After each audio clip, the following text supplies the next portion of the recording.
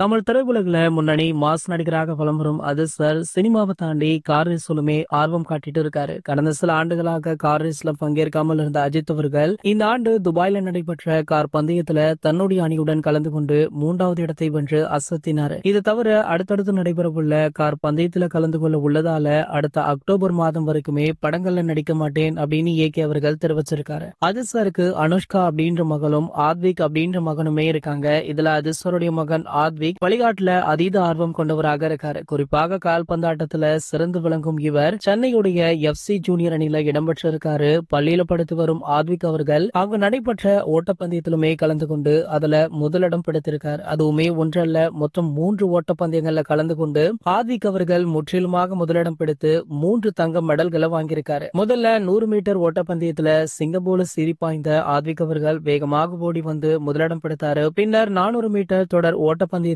தன்னுடைய அணிக்காக உயிரை கொடுத்து ஓடிய ஆத்விக் அதிலுமே முதலிடம் பிடித்து அசத்திருக்காரு. மகன் ஓடியதை வீடியோ எடுத்த ஷாலினி அதனை தன்னுடைய இன்ஸ்டாகிராம் பக்கத்துல ஷேர் பண்ணிருக்காங்க. அது மட்டும் இல்லாம ஆத்விக் அவர்கள் 3 மெடலுடன் புகைப்படம் எடுத்துக் கொண்டிருக்காரு. அதுவுமே சமூக வலைதளங்கள்ல வைரலுமே ஆகிட்டு இருக்கு. சோ இதனை பார்த்த பல பிரபலங்கள், செலிபிரிட்டிஸ் அனைவருமே பாத்தீங்கன்னா ஆத்விக் அவர்களுக்கு வாழ்த்துக்களை தெரிவிச்சிட்டு இருக்காங்க. இது போன்ற செய்திகளை பத்தி நீங்க உடனே தெரிஞ்சுக்க நம்மளுடைய அஜித் டாக்கீஸ் சேனலை மறக்காம சப்ஸ்கிரைப் பண்ணிக்கோங்க.